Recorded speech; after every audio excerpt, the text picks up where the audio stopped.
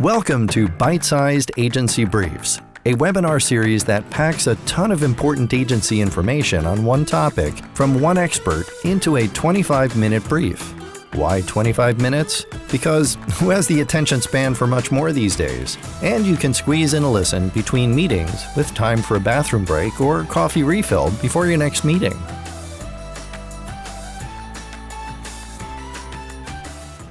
Thanks for tuning in. This is Byte-Sized Agency Briefs. I'm your host, Steve Guberman from Agency Outsource, where I coach agency owners to build the agency of their dreams.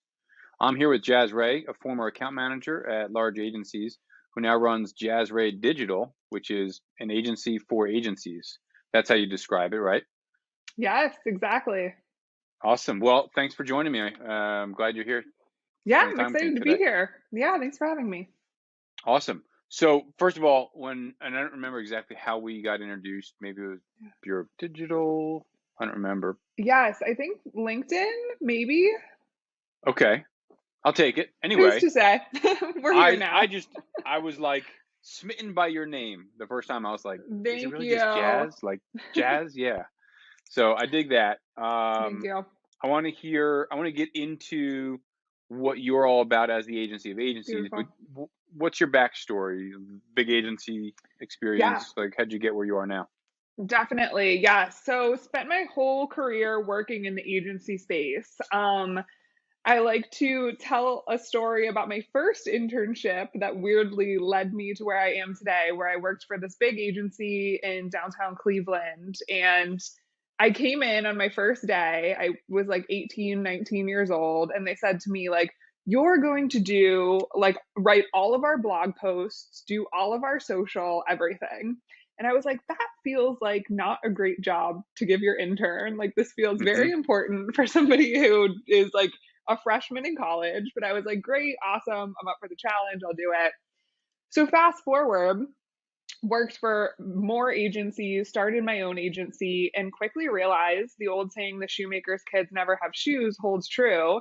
And agency owners spend so much time focused on their clients' businesses that they rarely have the time, energy, or focus to work on their own business. So that is really where my business grew from. I joked about it for years. I worked for tons of CEOs who said, we have to treat our agency like a client. And it never happened. And I was like, the only people who are going to treat us like a client are people who have us as a client.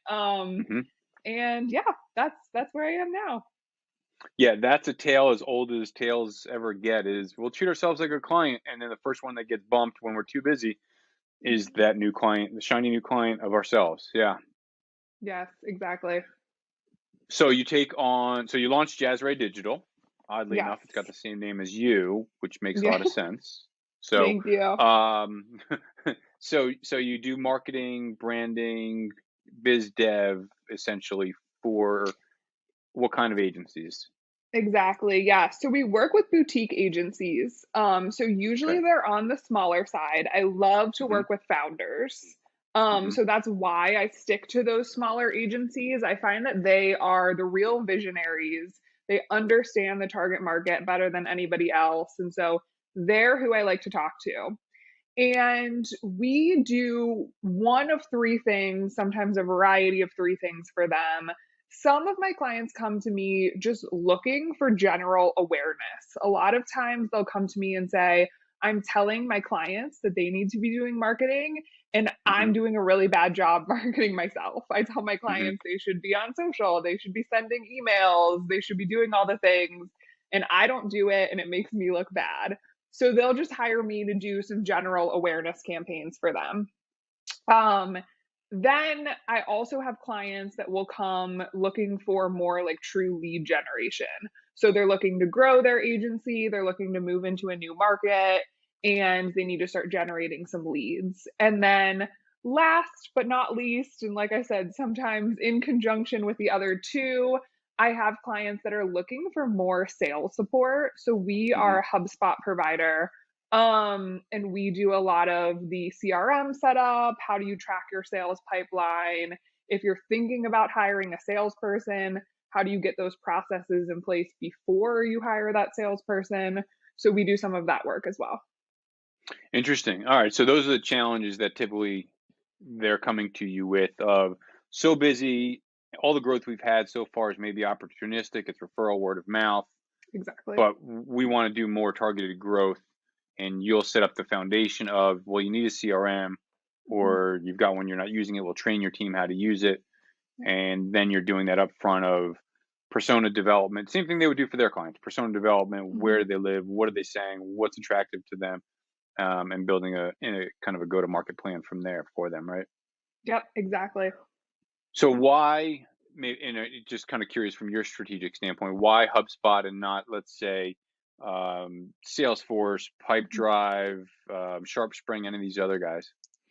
Sure, absolutely. So I'm always the first to say that I have been a huge HubSpot proponent since the beginning. So I'm not the Hmm. best at playing the comparison game because I Okay. really have worked with HubSpot for most of my career. A lot of my clients are on HubSpot.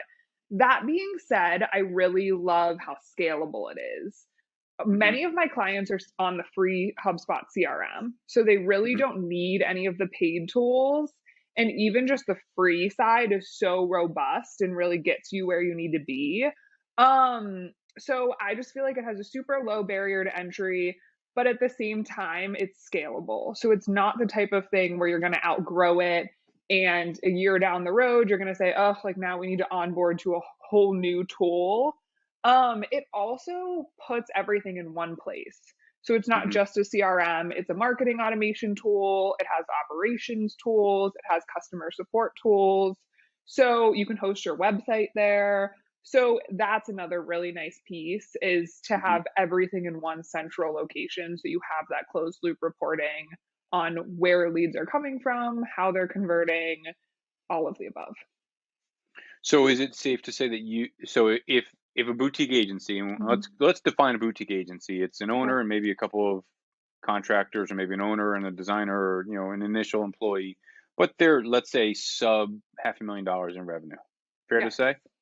Yeah, They're absolutely. probably on a spreadsheet as their CRM, Mhm.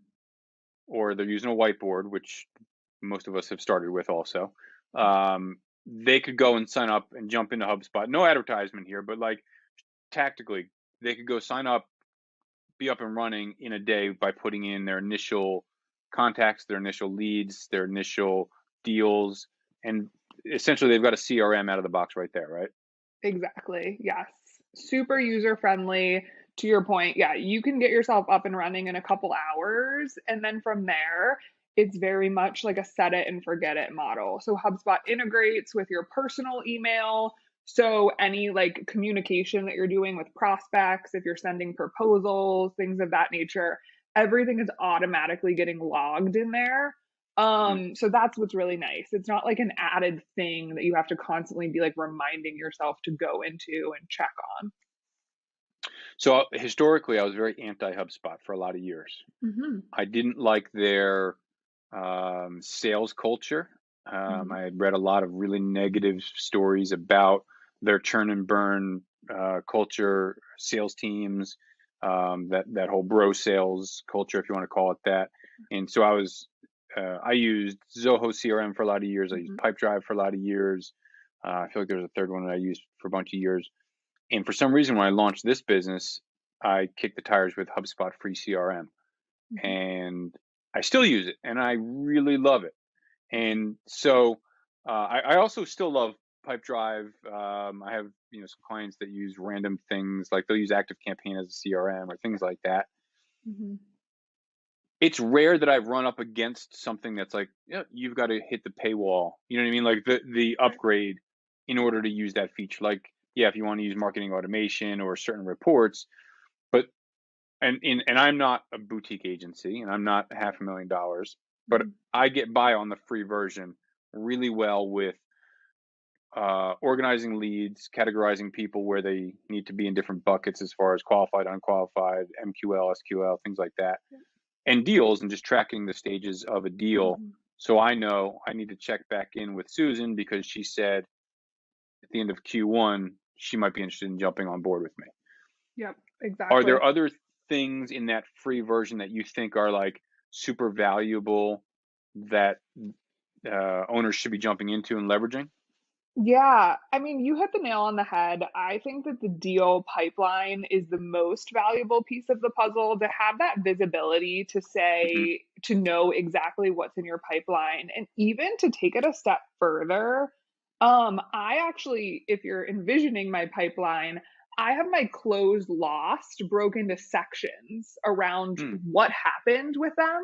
So I have like closed lost, like ghosted. Like I sent them the proposal and they just like never replied, right? Like we've all been Hmm. there. Then I have closed lost, like budget reasons, like closed lost, like right thing, wrong time. So that gives me even more visibility to say like, okay, I've lost X number of dollars in revenue this year. Like that sucks, whatever.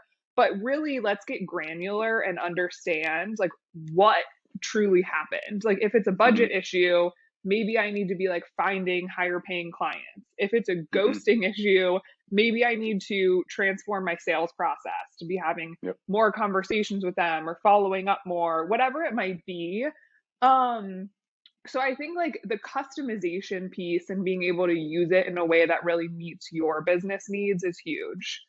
As far as other features, one that I think gets overlooked quite a bit is HubSpot has its own meetings link. So Hmm. similar to like a Calendly, but again, it's all integrated and it's all in one place. So it's super nice because if you meet somebody at a networking event and you say like, "Hey, book a call with me," now they're in your CRM. And so Right. everything's connected and you can start marketing to them, you can follow up with them, everything's in one place.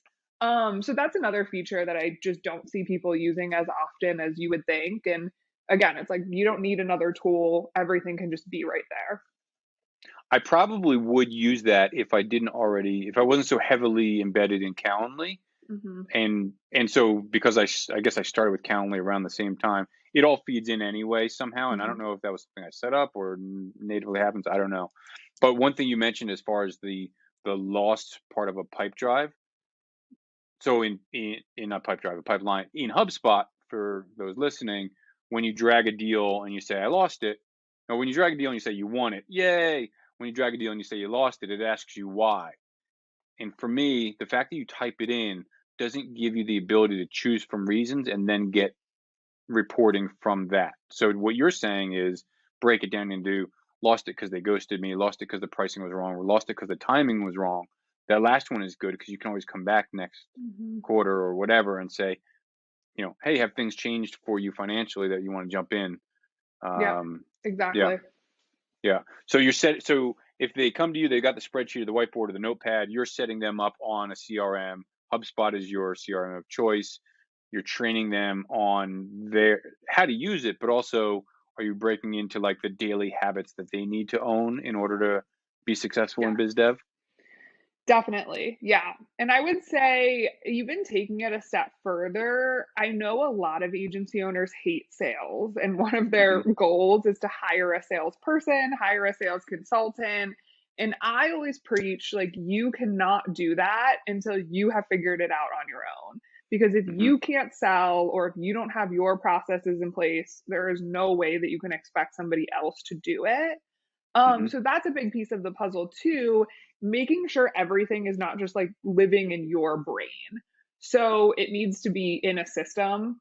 In this case scenario, that system is HubSpot. But then when you do onboard somebody to tackle sales for you or even marketing for that capacity, they have full visibility into what's happening. What have you done in the past? What kind of messaging have you used in your outreach? What's working? What's not working? Who's currently in the pipeline that needs to be followed up with? All of that is visible to whoever you want it to be visible to. So are you helping them set up those systems and operations as outside of HubSpot as far as procedures in a Google Doc or Notion or something like that that says, here's what we do with a lead, here's how often we're reaching out, things we're saying, so that they Yes. can pass that torch? Yes, exactly. All the time. And yeah, that goes back to like what I was just sharing about that little piece of adjusting your closed lost. The Hmm. more data that I can gather from my clients, the better conversations that we can have around those processes. Because if you don't have an issue where people are ghosting you, then I don't want to spend a lot of time telling you about how you should be following up and you should be having meetings. Let's focus on a different pain point. Hmm. So it gives me a lot of data too to then provide more value to my clients. Gotcha. So you're doing biz dev and marketing. Is it more Mhm. marketing or more biz dev, or like what's the mix that you're doing really? I would say it's more marketing. So I'm not doing any actual biz dev myself. Like I'm not Hmm. doing any outreach, but I am a big proponent of sales and marketing alignment. So everything Hmm. that I do from a marketing standpoint is never just to get you likes or views. It always is coming back to that bigger revenue goal. So I'm just naturally a financially driven, sales minded person. So, yeah, I think you can't have marketing without sales. You can't have sales Hmm. without marketing. But yes, if you looked at my services, you would say she's primarily a marketer. Okay. So what are some of the things that you're seeing in the marketing for agencies, like new Mhm. trends, things that they're doing that you didn't see them doing maybe a year or two ago that are actually working? Yeah. Well, a huge one is all the AI that's Yeah. happening right now. ChatGPT. I know we're all Hmm. probably sick of hearing about it, but it's very real and it's Hmm. happening. And one thing that a lot of my clients are using it for that I love. So I'm not worried about AI. I don't think AI is going to steal my job. I don't think it's Hmm. going to steal my copywriter's job. But one thing I love that it's doing is it's expediting the process because it's giving us an amazing starting point. Specifically like all the chat GPT stuff. And with that, like a lot of my business comes to me saying, I tried to do my own marketing for years, right? Hmm. Like I sat down, I tried to write a blog post, and like I was panicking and I didn't know where to start. And it's my own business. I'm too close for comfort. I was letting perfect get in the way of good. I Yep. was staring at this blank Word document, just sweating. And so I think ChatGPT and other AI tools, whether it's for design, copywriting, etc., are really going to help move the needle for busy agency owners who need a starting point and who can use that as kind of a jumping off point to start their marketing efforts. So are you incorporating that into any of the training that you're doing to be able to say, here's how, you can show an agency how to use it for their clients, or are you kind of just keeping it close to the chest for you to use on your clients? Yeah, so we don't have any processes around it just yet. It's so Hmm. new. One use case that I really like using it for is to come up with topics. Like, so if we're Yep. doing blog topics or email content, thought leadership is a huge part of our strategy because we work with these boutique agency owners. Positioning that founder or CEO as the person for the Hmm. agency is really important. Um, and so a lot of that is like, hey, I think we should write something about X. Well, what should we write? Let's pop it into an AI tool and get a bunch of ideas. And Hmm. then we can use that as our like brainstorming jumping off point so that we're not coming to this meeting with nothing, but we're coming to it with a list of ideas that we can then dissect. Yeah, and for the agency owners that are listening that are like, well, that doesn't seem right. Well, surprise, we were doing that before in Search Console where we were saying, what are people searching for? Well, those are the questions that they're asking.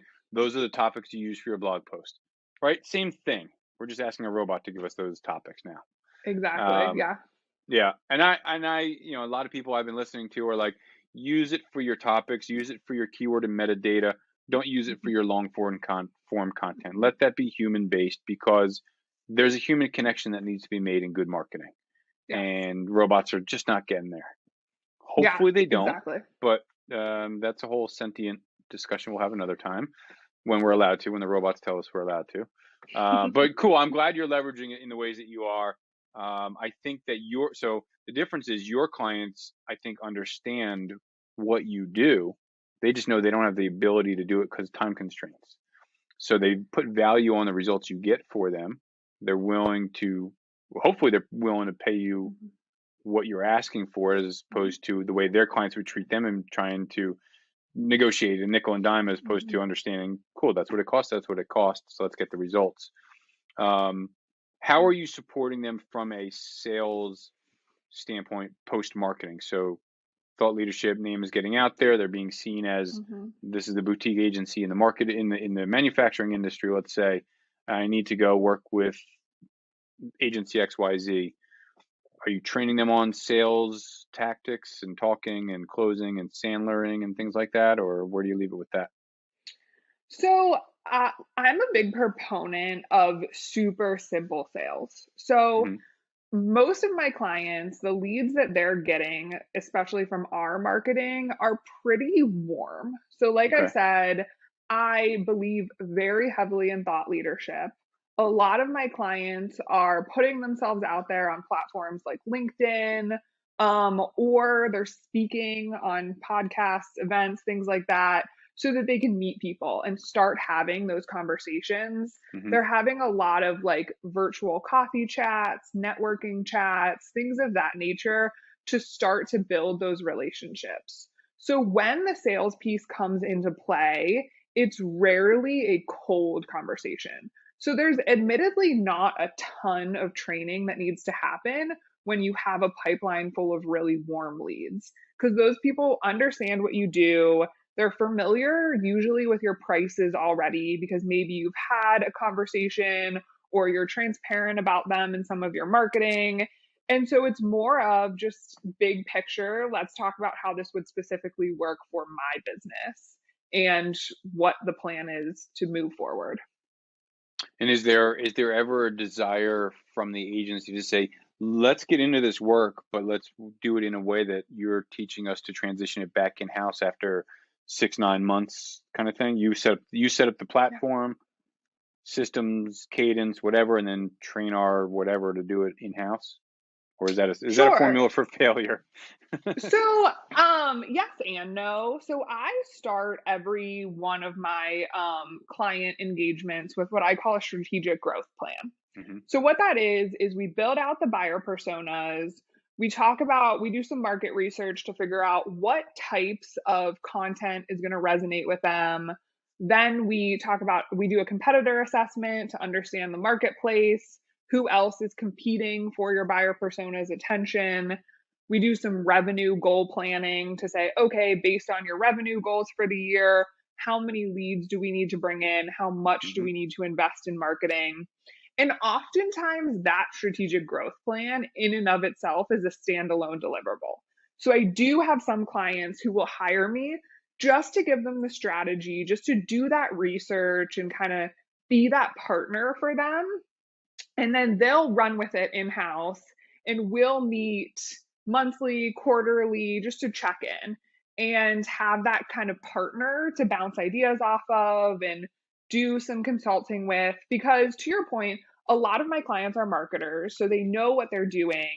They A, don't have the time, but B, they don't have the team to bounce Right. ideas around. So that's a big selling point as well, is being able to have a partner who is working with tons of other agency owners and understands what's working for them, what's not working for them, who can advise you on where should you be spending your time, where should you be spending your dollars. So I would say kind of people take it and run with it in house, but Yep. usually there's still a piece where I'm there advising, guiding, leading strategy, things of that nature.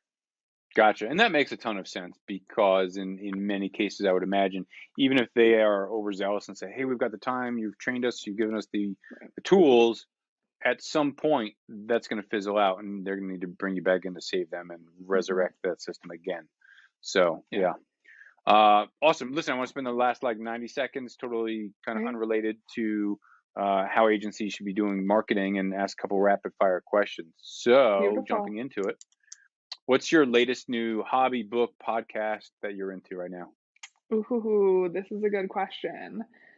I would say my podcast that I'm really into, I have been listening to this podcast called Morning Microdose, which is it's Mm, very hippy dippy. So hmm you have to be into that. But the nice part about it is the episodes are like 10 minutes long.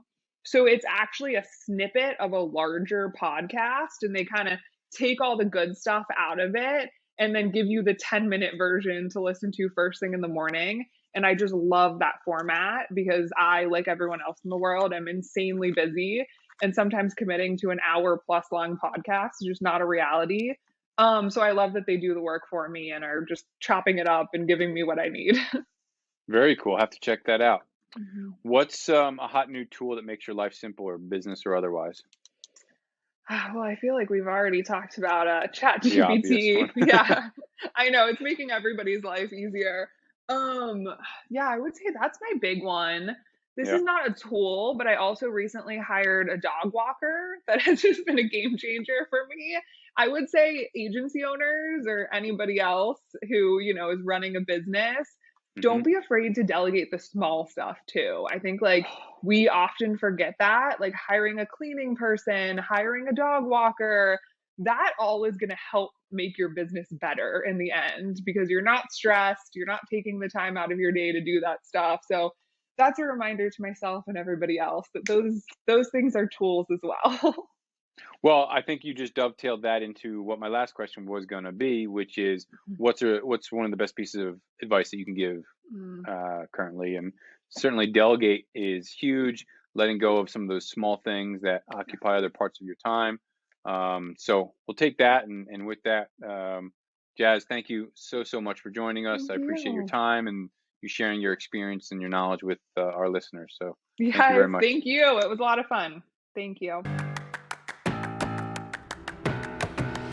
Thanks again for tuning in to Byte-Sized Agency Briefs. As always, if you found value in this episode, chances are someone else will too, so please share it with your network. Also, if you know someone with expert knowledge on a topic that agency owners would love, drop me a note. Let's get them on. Finally, find someone to hug today.